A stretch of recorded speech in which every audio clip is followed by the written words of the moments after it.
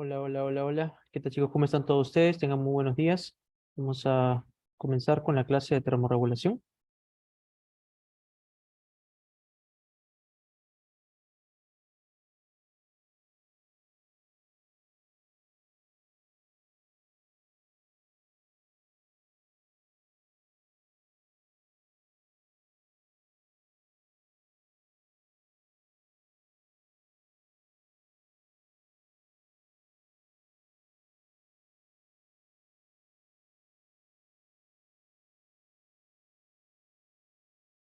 Muy bien, vamos a comenzar con termorregulación, ¿no? La palabra nos dice que la clase va a tratar de la regulación de la temperatura en el cuerpo, ¿no? Entonces vamos a aprender cuáles son los mecanismos que tiene el cuerpo para poder regular la temperatura, ¿no?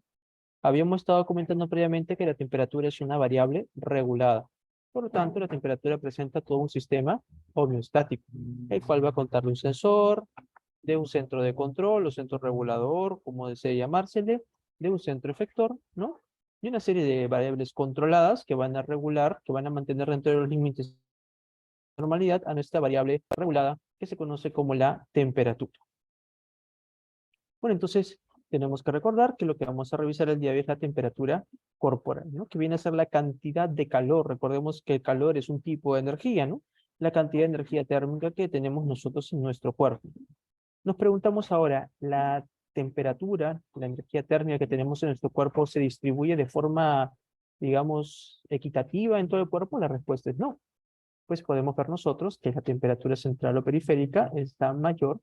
La temperatura central, disculpe, lapsus mío, la temperatura central es la mayor y a medida que nos alejamos de lo que viene a ser el centro del cuerpo, la temperatura comienza a disminuir y vemos que la temperatura tiende a ser menor a nivel de principalmente de las extremidades, ¿no? Ahora, tenemos que revisar la temperatura corporal, que en general se divide en dos grandes grupos de temperatura. Una temperatura central, ¿no? Que se conoce en inglés como core temperature, y una temperatura periférica, ¿no? Que se conoce como shell temperature, o lo vamos a ver a veces como temperatura superficial. Entonces, la temperatura central y la temperatura superficial. Esas son las dos temperaturas que nosotros manejamos.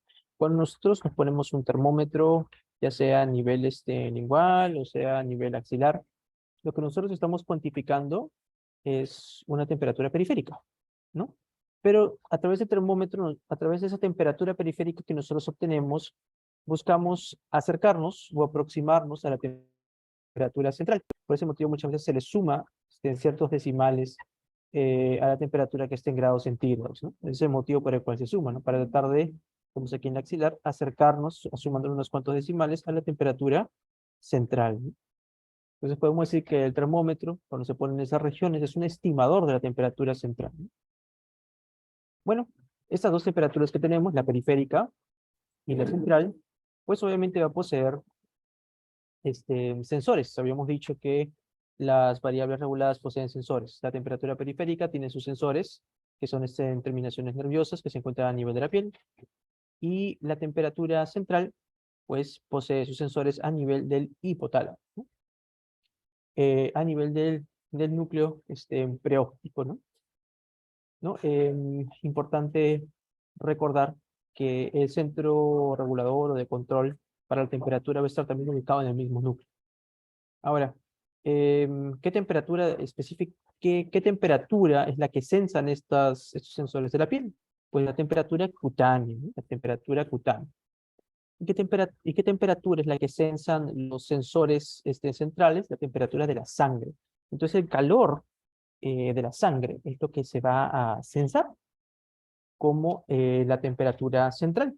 El calor de la sangre es lo que se va a sensar como la temperatura central. Esto es muy importante. ¿Por qué motivo? Porque de aquí podemos sacar una reflexión. El tejido, porque la sangre es un tejido responsable en transportar el calor, viene a ser la sangre. El tejido responsable en permitir el transporte de calor es la sangre. No se olviden eso. Entonces, si pierdo sangre, pierdo calor, ¿no? Eso es un dato importantísimo. Si pierdo sangre, pierdo calor. Es por eso que en las hemorragias, pues hay una pérdida de la temperatura también. Y una de las complicaciones que ya vamos a ver en los shocks hemorrágicos es la famosa triada de la muerte, dentro de la cual se encuentra la hipotermia, ¿no? ¿Por qué motivo? Porque ya sabemos que el principal responsable en transportar el calor, ¿no? En mantener la temperatura central es la sangre. Muy bien, entonces recordemos, temperatura corporal es una variable regular. Y vamos a revisar nosotros que esta temperatura central y esta temperatura periférica van a tener que adaptarse, ¿no? A lo que viene a ser el medio externo. Por ejemplo, ¿no? Si está haciendo mucho frío, ¿no? Si el medio externo tiene una temperatura muy baja, el cuerpo, en uno de sus mecanismos de defensa, va a disminuir la temperatura periférica para que se acumule la mayor cantidad de calor en el centro y no perdamos calor. A su vez, también el cuerpo lo que va a hacer es aumentar la temperatura central, ¿no? Entonces, en un medio externo frío, hay una disminución de la temperatura periférica para poder redistribuir toda esa sangre calientita hacia el centro del cuerpo, hacia la temperatura central. Y también el cuerpo se va a encargar de aumentar la temperatura central. Van a activarse ciertas hormonas, por ejemplo, como la hormona tiroidea. Se va a activar también, por ejemplo, el eje hipotálamo hipofisis, el sistema nervioso autónomo se va a activar. Y también dentro de estos, para la producción de calor, recuerden ustedes que se activa los famosos escalofríos, ¿no? Esto de aquí hace que la temperatura comience a aumentar, aumente la producción de calor, ¿no? Esto es, digamos, una adaptación que se tiene hacia el medio externo cuando hay frío. Cuando ocurre lo opuesto, no hay un aumento de temperatura externa, más bien lo que ocurre no es una disminución de la temperatura periférica. Oye, qué raro, ¿no? Sí, pues hay un aumento más bien de la temperatura periférica. ¿Por qué motivo hay un aumento de la temperatura periférica? Pues ya lo vamos a ver más adelante. Hay un estado de vasodilatación que hace que llegue mayor cantidad de sangre. Recuerden que la sangre es la que transporta el calor. Y desde aquí, por favor, recuerden ustedes, el principal tejido en disipar el calor es la piel. Entonces, al aumentar la cantidad de sangre, al aumentar la cantidad de calor, obviamente, que le llega a la piel, la cantidad de temperatura, al aumentar la temperatura periférica, vamos a evidenciar nosotros que esa temperatura aumenta y la finalidad es de poder disipar este calor, ¿no? Hacia el medio externo, ¿no? No se olviden entonces, por favor, de ese dato que es bien importante, ¿no? En lo que respecta a las adaptaciones al medio externo. Entonces ya explicamos, ¿no? Lo que viene a ser en respuesta al frío, en respuesta al calor, ¿no? Entonces en respuesta al calor aumenta la temperatura superficial externa para poder disipar con mayor facilidad la temperatura, ¿no? Ya sea por, ya vamos a ver, convección, conducción, irradiación y el otro mecanismo que es la evaporación, ¿no? Esto de para evitar pues que la temperatura central aumente, ¿no? En el caso anterior, que era caída de la temperatura del medio externo, es evitar que la temperatura central disminuya, ¿no? Entonces aquí tenemos nosotros que esta temperatura es susceptible a las variaciones del medio externo y tenemos nosotros un mecanismo para poder adaptarnos a estas variaciones, ¿no?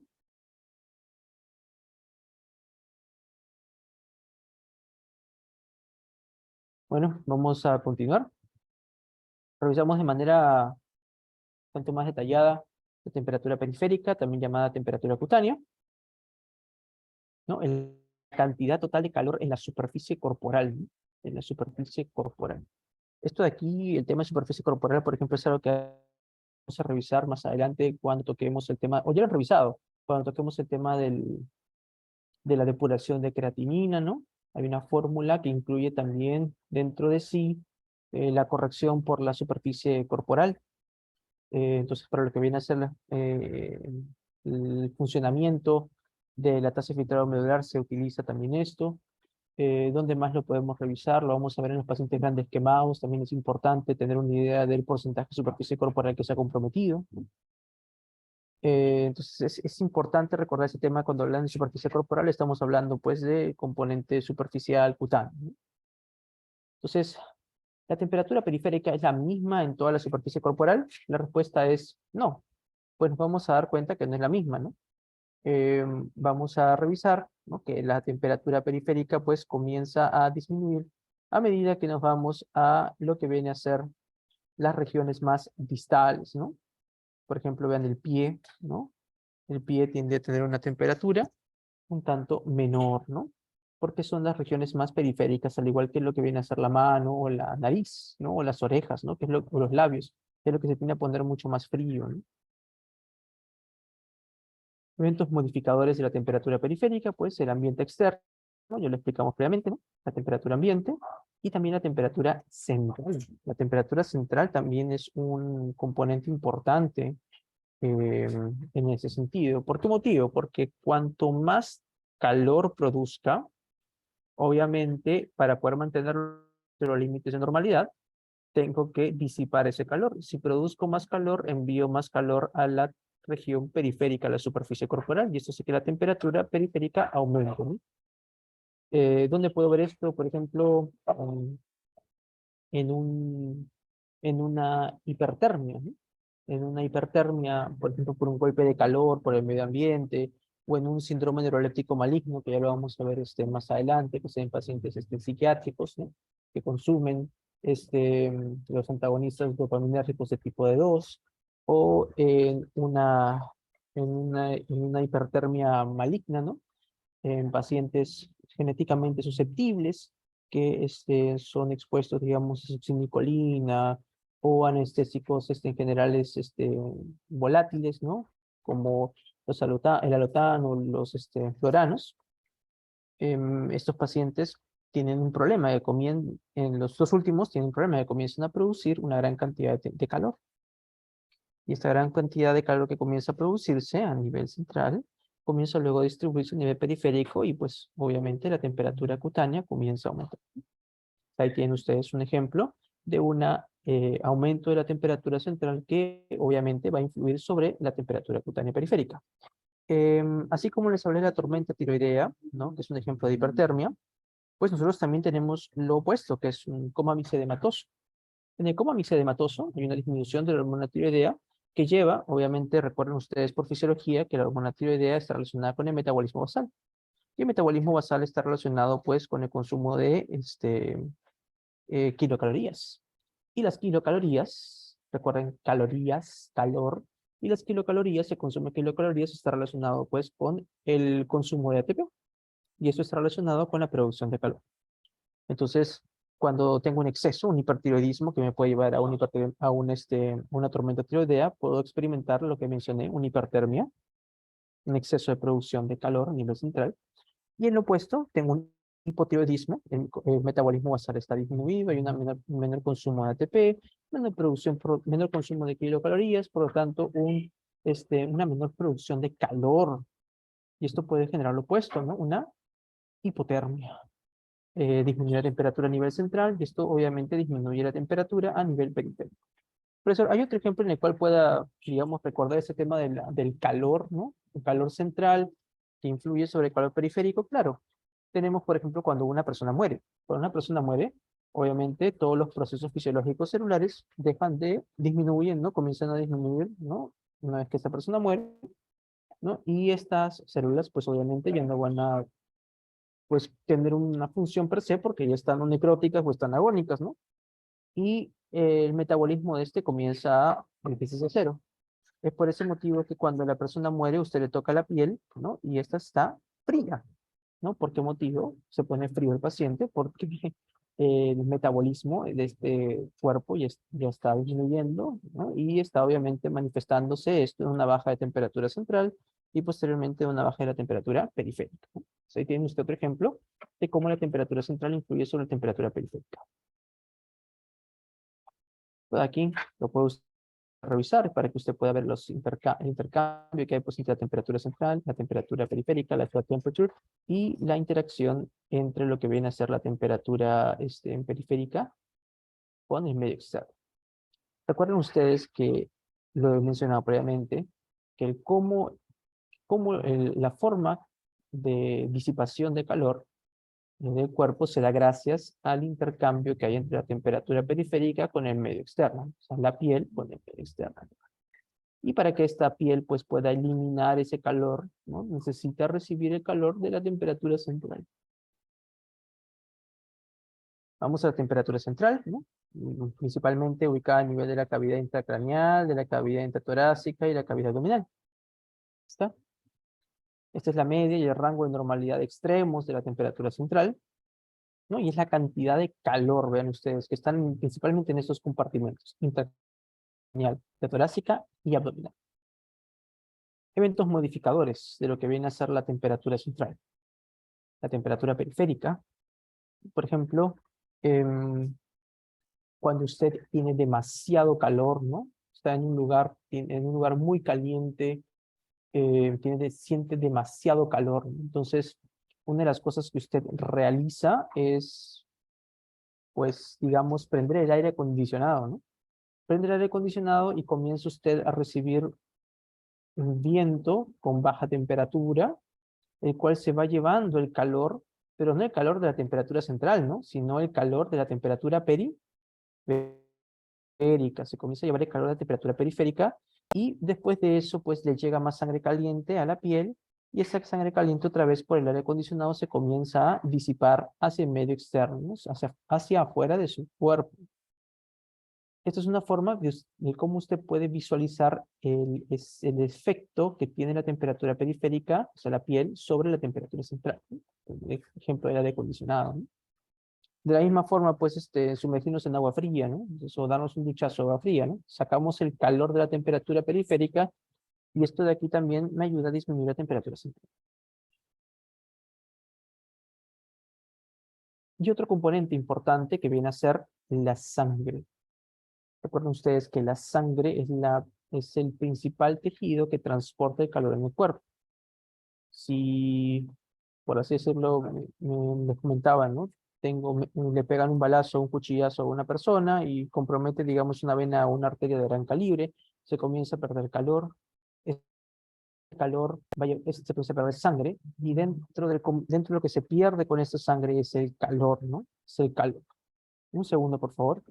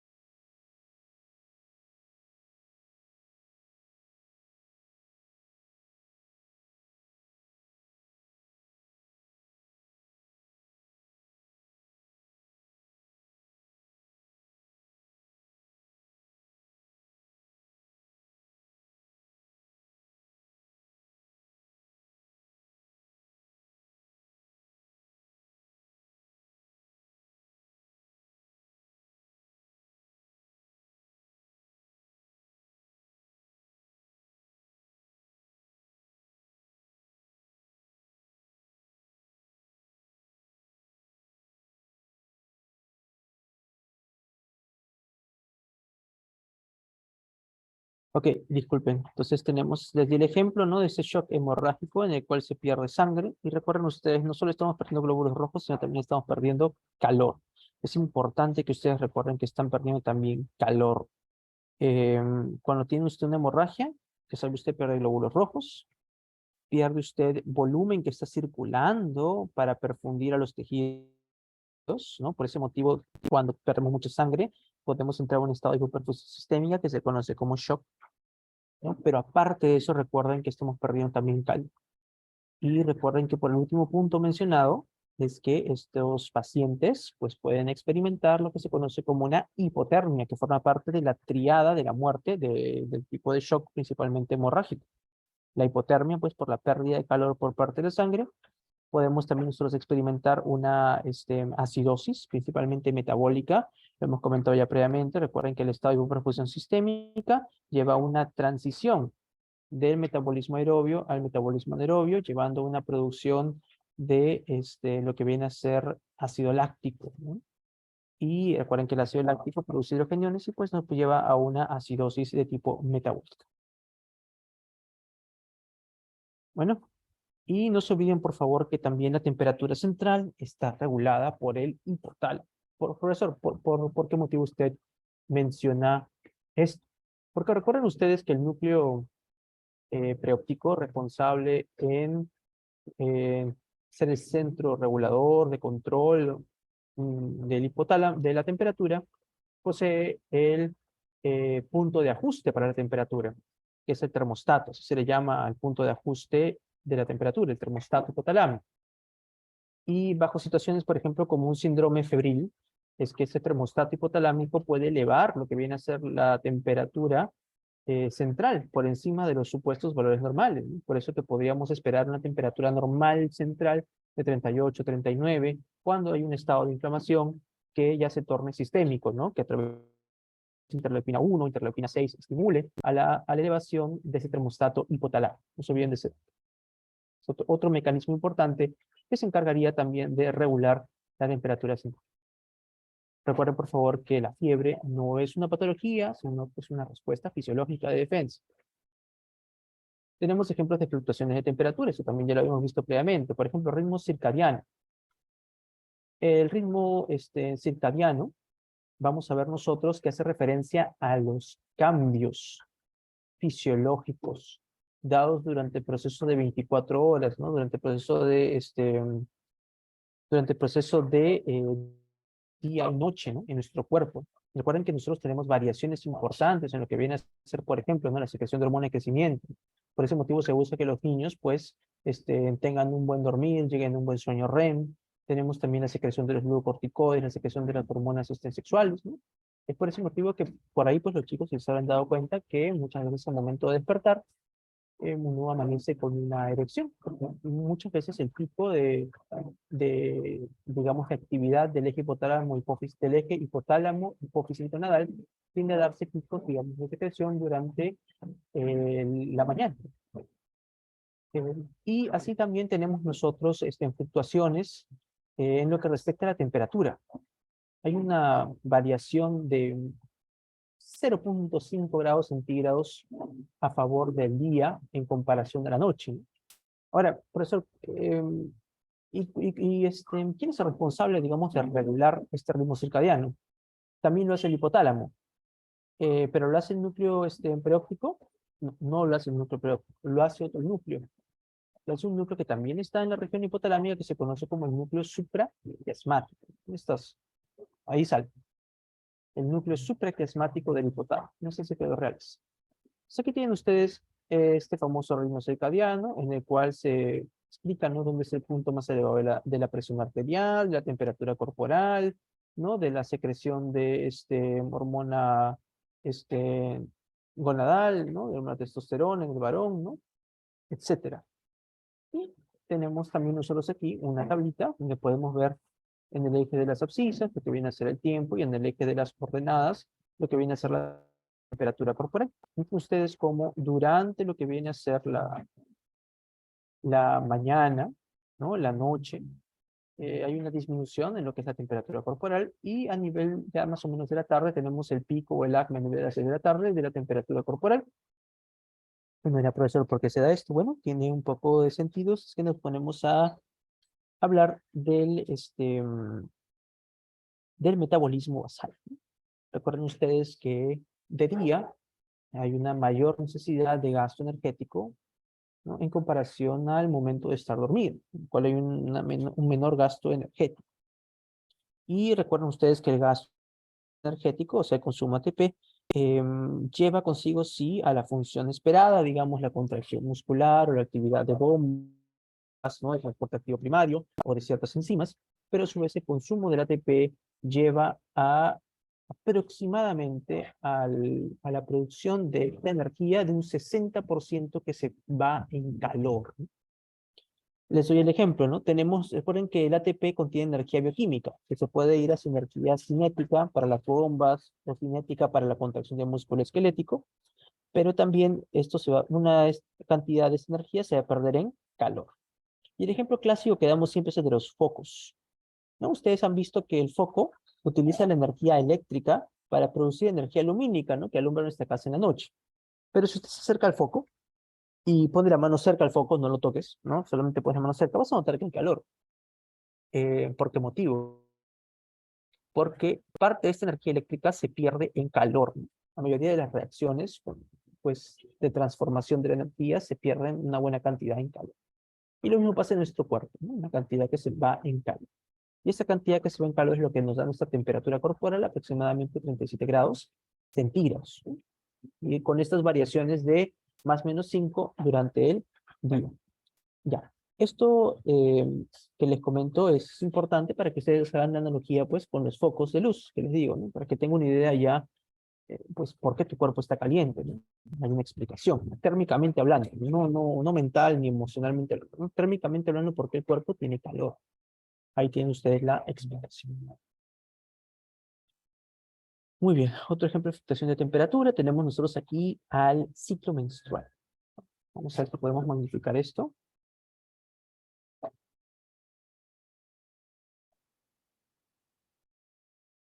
Muy bien, entonces pueden ustedes aquí visualizar lo siguiente, ¿no? La línea gruesa roja hace referencia a la temperatura. Podemos ver que la primera columna, ¿no? Que tiene como unas rayitas rojitas así moteadas, hace referencia al periodo menstrual, ¿no? A la menstruación, ¿no? Y ya después de esto sigue la fase secretora, la fase, disculpen, mil disculpas, la fase proliferativa, seguida por la ovulación y luego la fase secretora, ¿no? Durante el proceso de la fase secretora, noten ustedes que hay una elevación en la producción de progesterona. Esta elevación en la producción de progesterona es la responsable, ¿no? De mantener, de generar esta fluctuación. Ven ustedes que en temperatura hay un pico durante la ovulación. Esta elevación de la progesterona es responsable de generar esta fluctuación de la temperatura, ¿no? Entonces es una hormona importante para poder elevar la temperatura, esta progesterona, durante lo que es el ciclo menstrual. Es más, algunas señoritas tienden a realizar el método de la temperatura. Este método de la temperatura, pues, obviamente no le muestra a la señorita que cuando se ha dado ese pico, disculpen, cuando se ha dado esa inflexión de la temperatura que ven ustedes durante la ovulación, obviamente hay naranjas, ¿no? Si uno no quiere tener hijos, pues no va a tener acto sexual. Lo opuesto ocurre pues con una señorita que desea salir pues gestando, ¿no? Pues utiliza ese método para poder ver el momento propicio para poder tener, ser inseminada, tener su hijito. Se ven ustedes que durante la ovulación es donde se da esa inflexión de temperatura dada por el aumento en la producción de progesterona, ¿no? Principalmente recuerden ustedes por el cuerpo lúteo. Un segundito.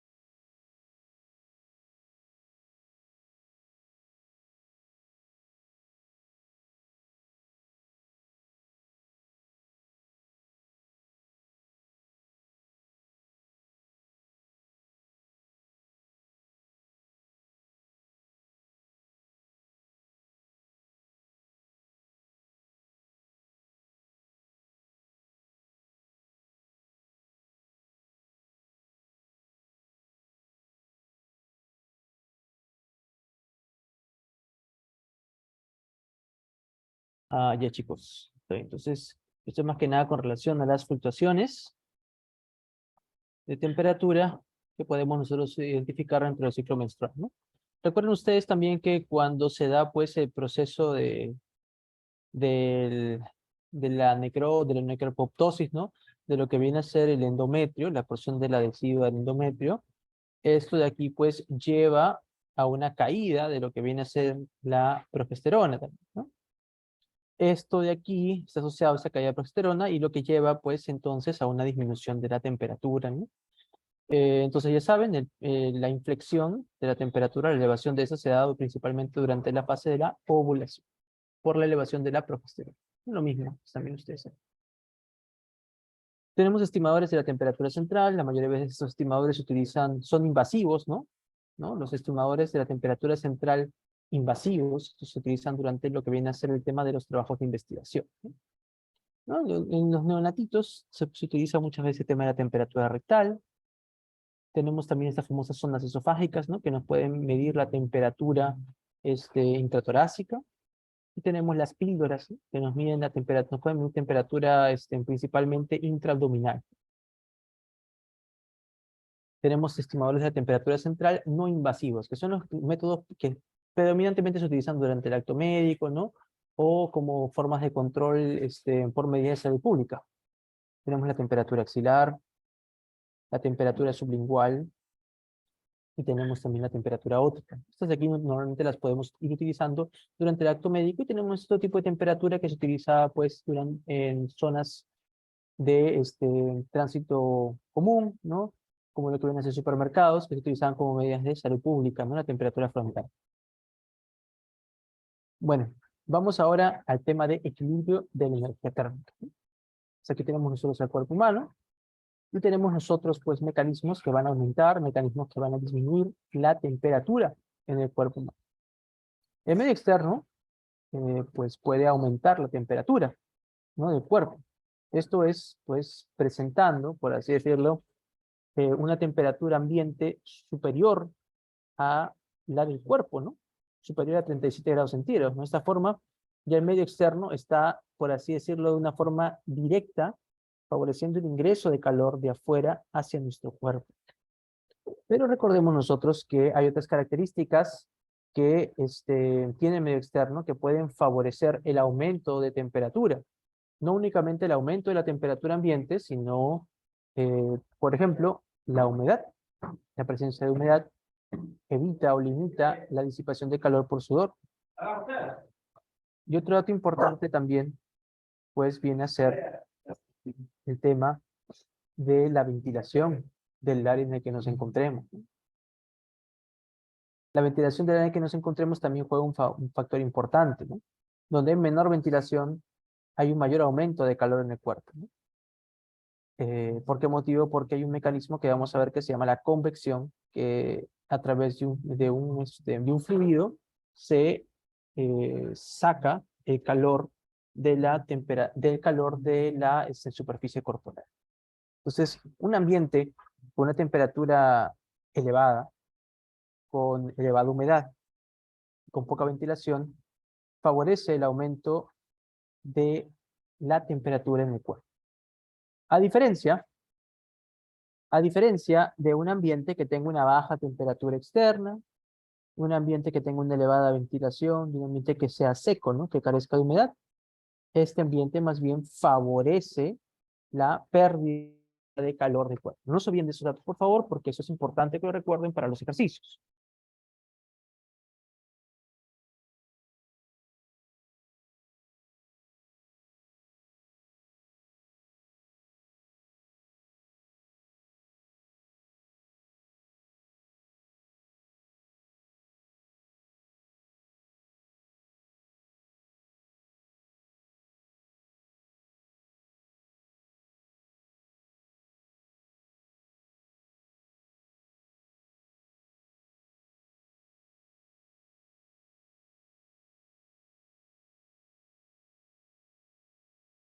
Ya, disculpen. Continuamos. Entonces, y también hemos visto ya los componentes del medio externo que pueden, pues que van a, dependiendo de sus cambios, ya van a favorecer el aumento de temperatura, disminuir la temperatura en el cuerpo, y tenemos en el medio interno.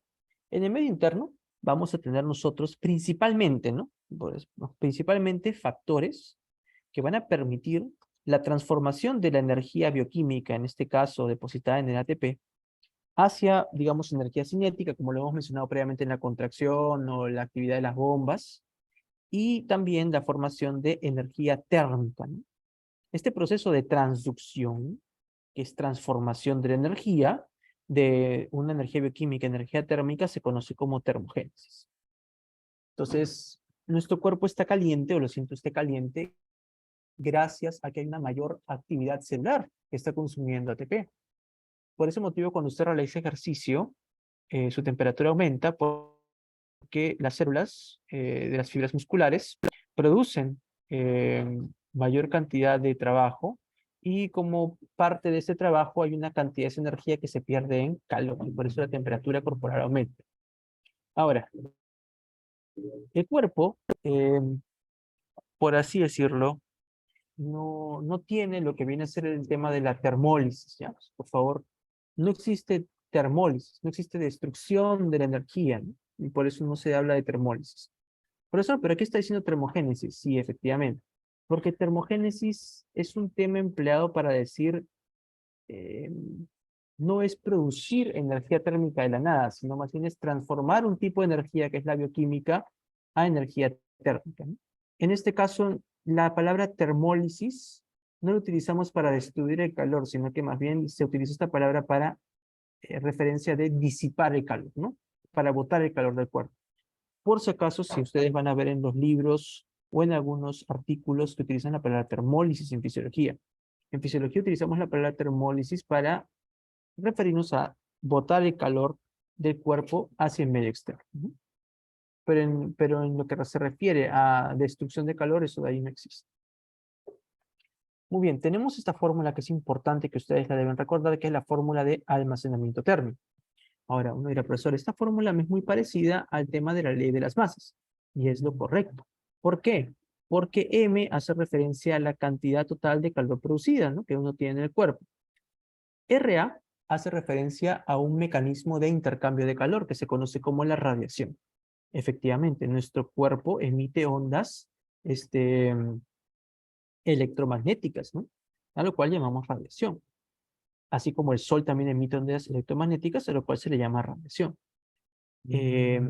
Y esta emisión de estas ondas electromagnéticas, ¿no?, permite que podamos, permite que estas ondas pues puedan eliminar el calor, ¿no? Tenemos también lo que viene a ser la convección. La convección viene a ser el intercambio de calor. Ojo que estoy hablando de intercambio, no de salida. ¿Por qué motivo? Vean, lo he puesto entre más y menos para radiación, más y menos para convección.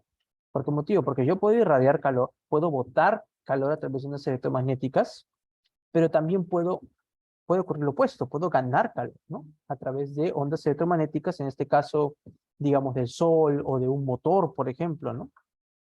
Continuamos. La convección, que viene a ser el intercambio de calor entre mi cuerpo con un fluido. ¿Se recuerdan ustedes por quinto secundaria o primaria? Creo que también nos enseñaron esto, el tema de los estados de la materia. Cuando hablamos de un fluido, hablamos de los estados gaseosos y líquidos, ¿no? Entonces, la interacción del cuerpo con un fluido, sea gaseoso, por ejemplo, el aire acondicionado, o un ventilador, o un fluido, sea por ejemplo el agua a chorro, esta interacción me lleva principalmente a perder calor, ¿no?, que es lo que normalmente uno utiliza, pues, ¿no?, para poder perder calor. Prender el aire acondicionado para entrar en contacto con ese fluido con una menor temperatura, y que por intercambio de temperatura pierda yo calor, ¿no? O por ejemplo, tengo una quemadura, ¿no?, con un líquido me quemé, ¿no?, y prendo yo el caño y meto ahí la mano en el caño, en el agua a chorro. Por convección, estoy perdiendo calor en la zona de la quemadura para poder evitar que disminuya el proceso de daño celular, ¿no?, producto de esa elevada temperatura del agua caliente. Y tengo por último la conducción. La conducción es el intercambio de calor entre el cuerpo con una superficie estática, ¿no?, una superficie sólida. En este caso puede ser, digamos, La olla arrocera, ¿no? Puede ser que toque la olla arrocera y está completamente caliente, me queme la mano, ¿no? O puede ser, digamos, una sartén, ¿no? Acaban de han dejado ya de cocinar. Pensé que la sartén ya estaba ahí desde hace, digamos, unos 10 minutos, ¿no? Y un buen rato. Y la agarro para lavarla y me quemo la mano, ¿no? Por ejemplo, todos estos mecanismos tienen más o menos porque son de intercambio. A través de radiación, de convección, experimento lo que es el intercambio de calor. Y hay un último mecanismo que ven ustedes, que es E, de evaporación. Este mecanismo de evaporación, vean ustedes, es únicamente negativo, o sea, de pérdida. Y la evaporación puede hacer referencia a la evaporación del sudor. Entonces, a través de la evaporación del sudor, solo voy a perder calor. No voy a ganar calor, ¿no? Pero puedo ganar calor por radiación, por convección y por conducción. Pero siempre por evaporación voy a perder calor, evaporación del sudor. Ya, esto es un dato entonces importante que deben ustedes recordar. El único mecanismo que es unidireccional, o sea, que favorece únicamente la pérdida más no la ganancia, es la evaporación. ¿Ya? Esto también hace referencia a otra cosa que quiero dejar entre paréntesis. Nótese, por favor, que estoy mencionando evaporación del sudor. No estoy hablando de sudoración. ¿Por qué es importante esto, profesor? Por lo siguiente. Porque un sudor que no se evapora es una sudoración ineficaz para poder disipar el calor. El medio que favorece la disipación de calor es la evaporación del sudor. ¿Recuerdan que estábamos hablando que un medio externo húmedo favorecía una mayor retención de calor? Pues eso está explicado aquí. En un medio húmedo tengo más vapor de agua que me rodea. Y este vapor de agua se va a oponer a la evaporación del sudor. Por lo tanto, el sudor no me va a ayudar a poder botar el calor adecuadamente. Y esto va a hacer que retenga calor. Es por eso que en medios húmedos se retiene calor con mayor facilidad. Porque el sudor no se evapora adecuadamente. Esto también que explica que, por ejemplo, cuando usted juega pichanga aquí en Lima, si usted ha ido a provincia, ¿no? Cuando usted juega pichanga aquí en Lima, va a notar que su polo está completamente mojado, ¿no? Y muchas veces se lo saca y sigue todo húmedo de lo que ha jugado su pichanga. Pero si usted se va a provincia a jugar, por ejemplo, a ver, hablemos de Arequipa, hablemos de Cusco, ¿no? En mis épocas de chibolo yo jugaba sub-18, ahora estoy todo gordo, diabético, pero en mis épocas de chibolo yo jugaba fútbol en la sub-18 Pacenciano. Y pues notaba siempre esa diferencia, ¿no? Como uno terminaba con el polo, después de la pichanga, si bien había sudado un montón, terminaba con el polo seco. ¿Por qué motivo? Porque al haber menos humedad en provincia, en Arequipa, ¿no? O en Cusco, el sudor se evaporaba con facilidad y el polo terminaba menos mojado, ¿no? Podemos ver nosotros ahí cómo el sudor es eficaz en zonas secas y cómo tiende a ser ineficaz en zonas húmedas. Un dato importante. Ahí están las definiciones, ¿no? MA, ¿no? Almacenamiento térmico, MA es la producción de calor y lo que hemos mencionado ya previamente, ¿no?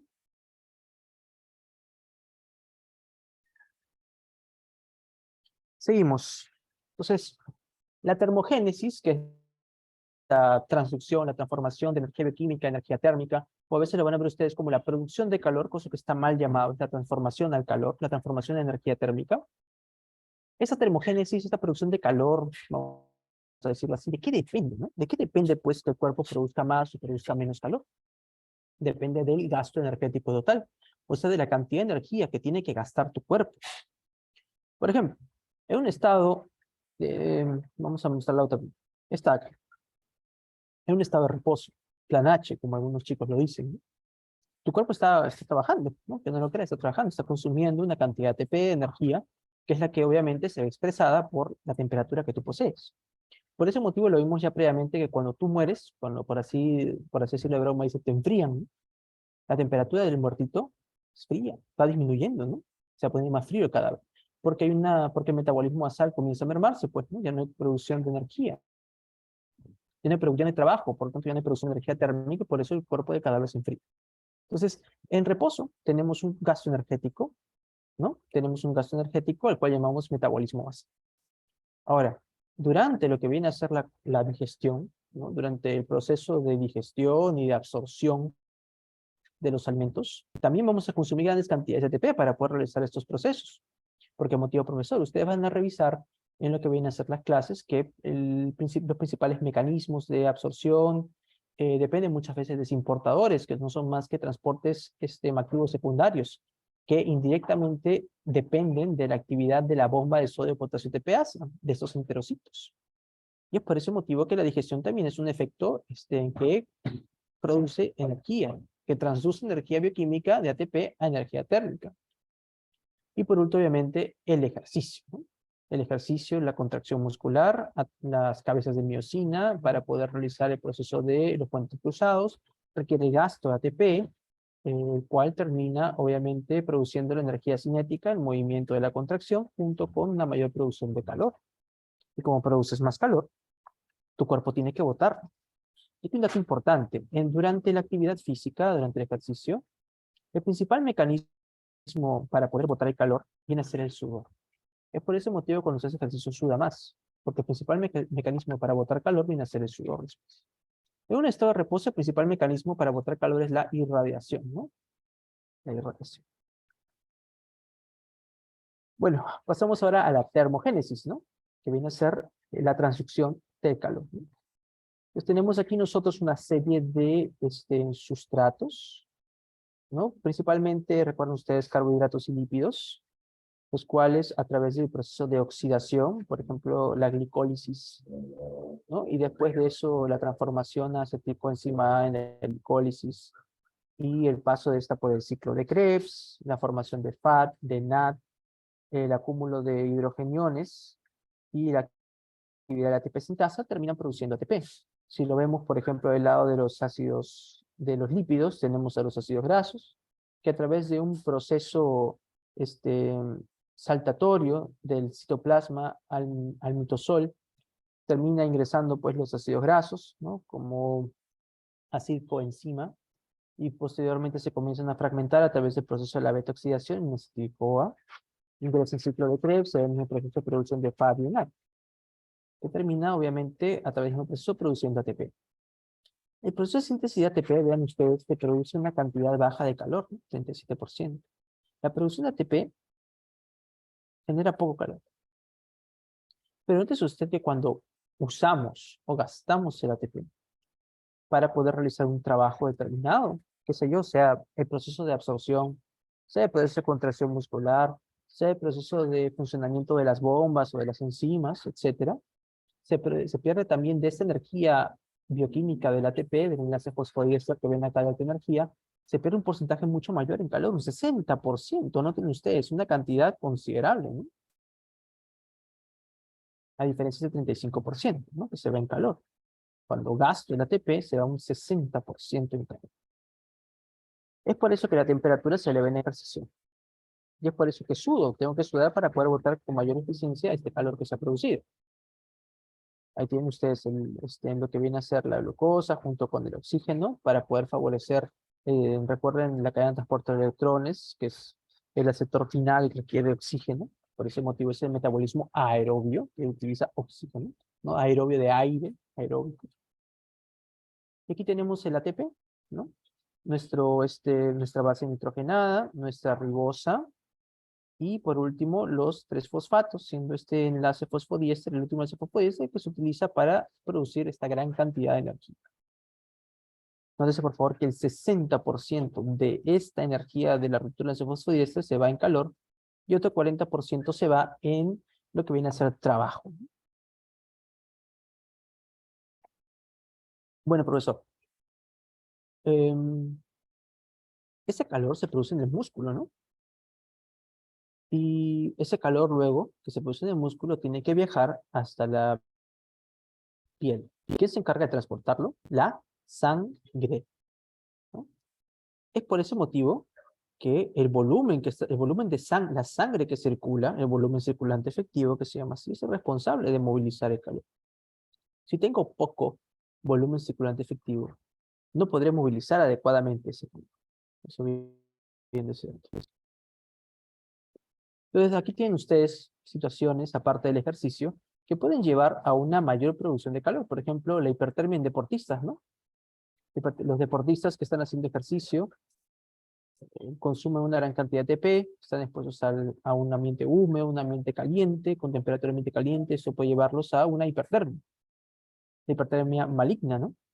Aquí hay un aumento en lo que viene a ser la contracción, hay una contracción muscular diseminada por un paciente que tiene una susceptibilidad genética y es expuesto, ya lo mencioné previamente, a succinilcolina o a un anestésico volátil, como el alotano o los furanos, ¿no?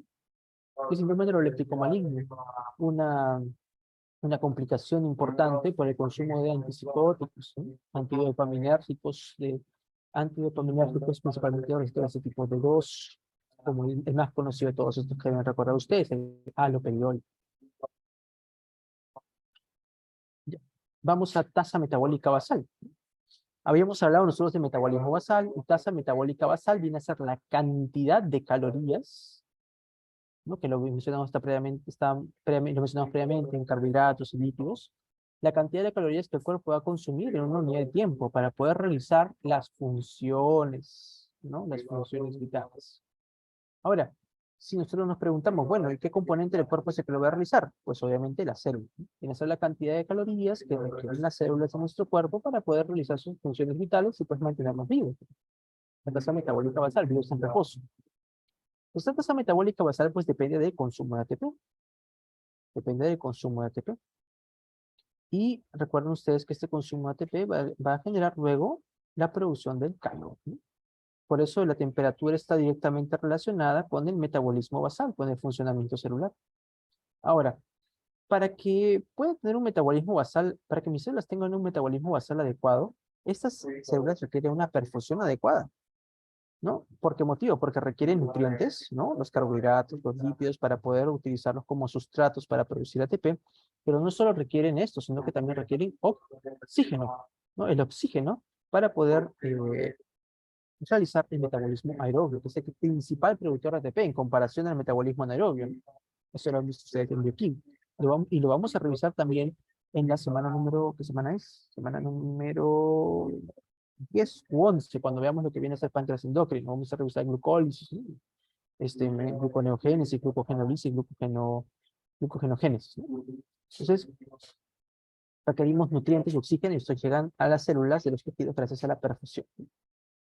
Ahora, cuando yo necesito aumentar el metabolismo basal, yo necesito que este volumen que está circulando se movilice con mayor velocidad, con mayor fuerza, ¿no? Para que pueda llegar a los tejidos en una mayor cantidad de tiempo.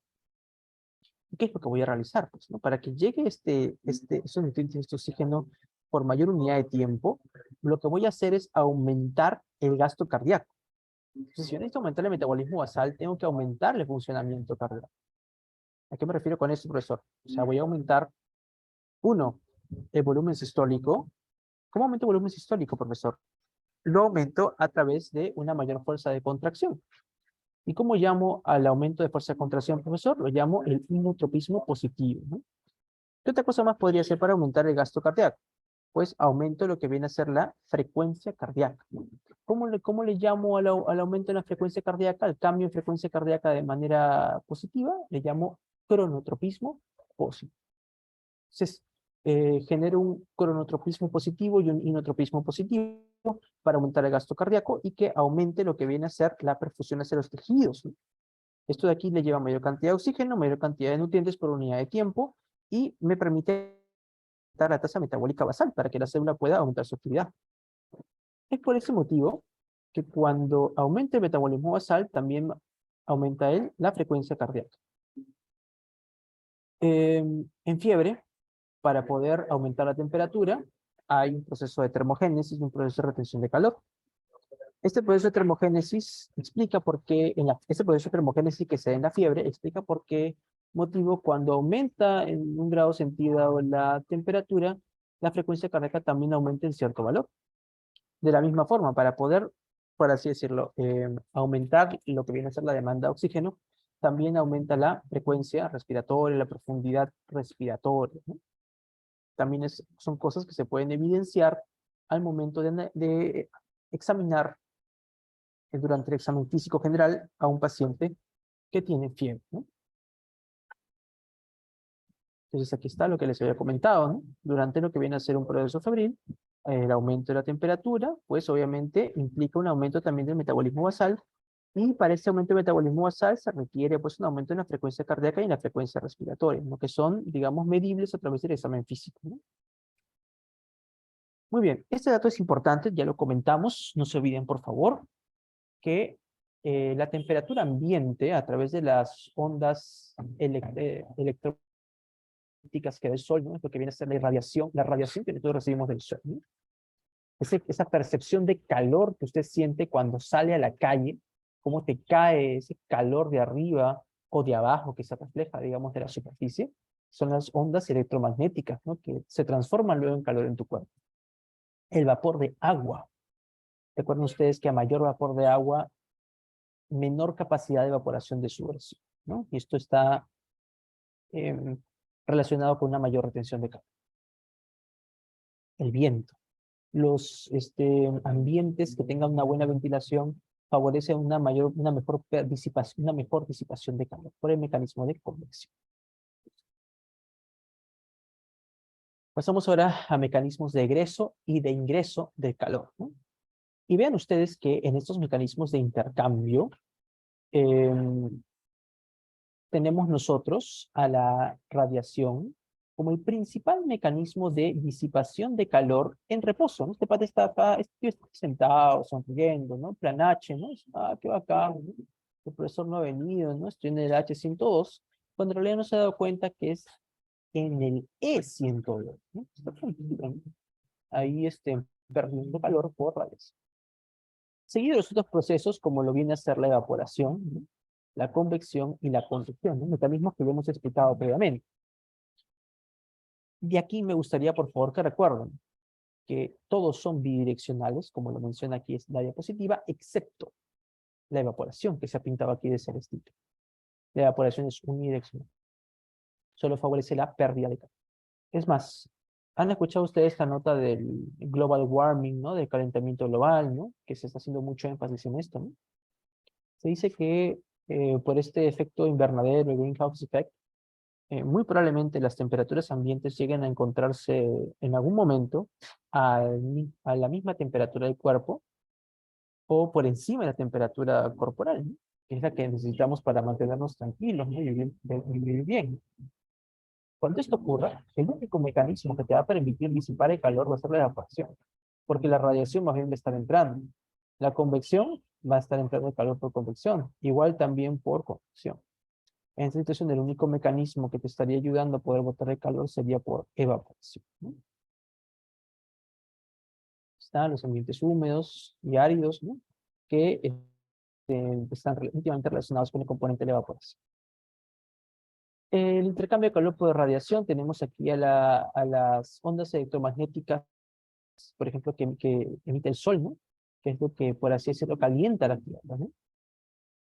Estas ondas electromagnéticas llegan a la Tierra, llegan a nosotros y se transducen, se transforman en calor. Y ese calor que usted siente cuando te caen, pues, los famosos rayos del sol.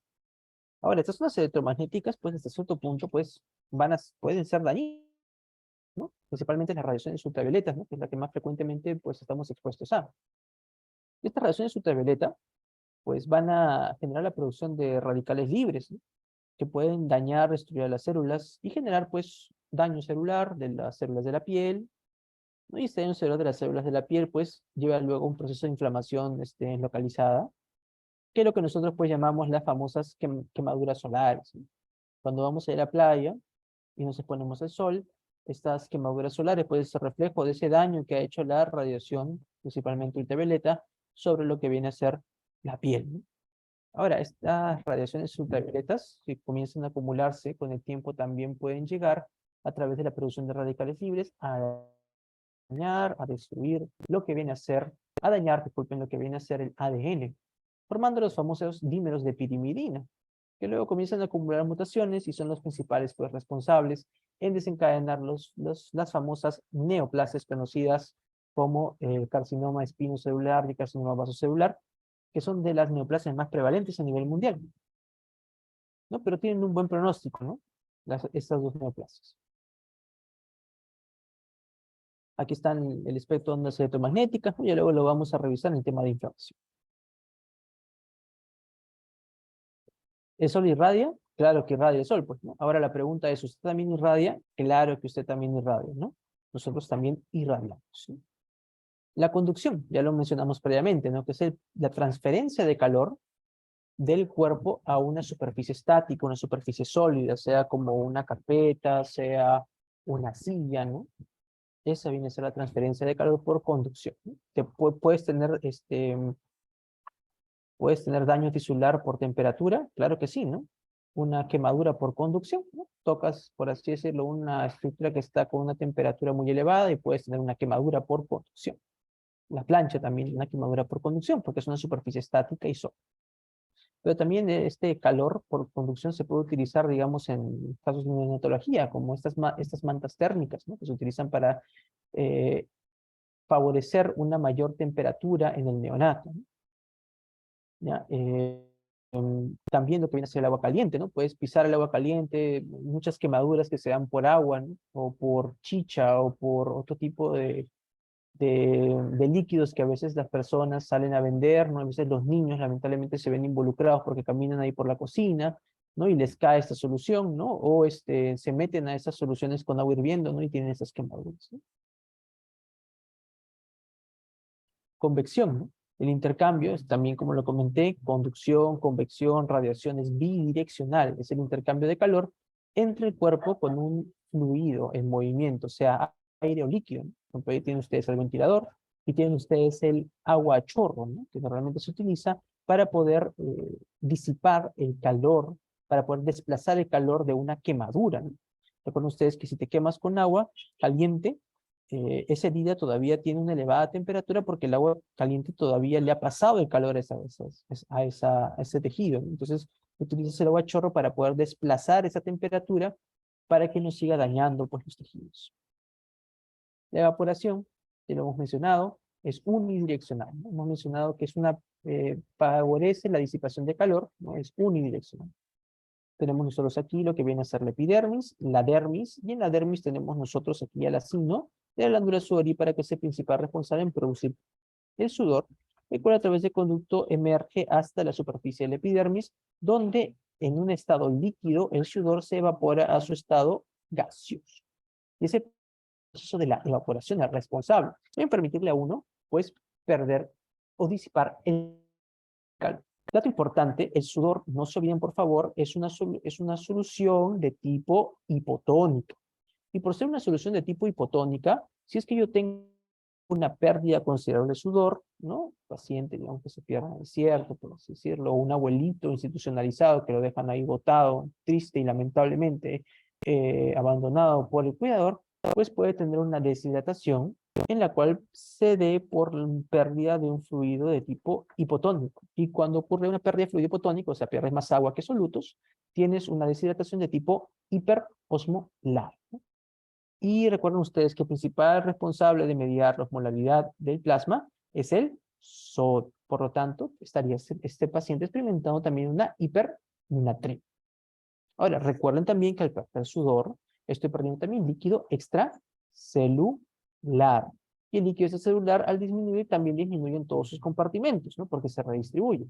Entonces también se cae el volumen intravascular.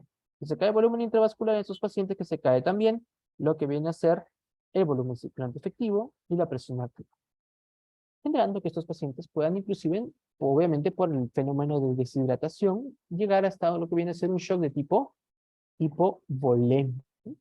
Y una de las cosas importantes a tener en consideración de un shock hipovolémico, no se olviden por favor ese compromiso que puede tener sobre el riñón. Cuando estamos en un estado de hipoperfusión renal, le llamamos una injuria renal aguda de tipo prerrenal. Y no se olviden que esta injuria renal aguda de tipo prerrenal puede llegar a comprometerse tanto la perfusión al riñón que las células de los túbulos comiencen a morirse. Y eso se conoce como necrosis tubular aguda. Y ahí ya pasa a ser una injuria de tipo interno. Esto lo vamos a ver en la semana 5, ¿no? Para que lo tengan ustedes en consideración. Ahí tienen ustedes el tema del sudor. Entonces, no se olviden, por favor, que una pérdida de sudor sin evaporación, pues, resulta una pérdida por gusto del agua corporal total, ¿no? Y una mínima pérdida de calor, ¿no? Entonces, por gusto se está deshidratando este pobre paciente cuando no hay una evaporación adecuada, ¿no? Porque no estamos disipando adecuadamente el calor. Ahí lo hemos visto en la situación de la humedad, ¿no?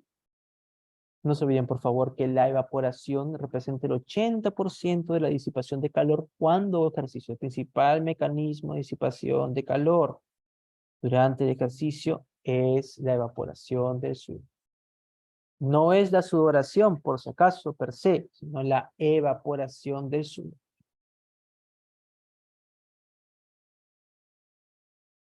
¿Ah? Seguimos. Entonces, vamos al modelo simplificado de vamos al modelo simplificado de sistema homeostático de la termorregulación. Vamos a revisar esto, ¿ya? Ah, no, aunque para este primer video nos quedamos hasta acá. Y ahí vamos a grabar la continuación más adelante. ¿Perfecto? Sí,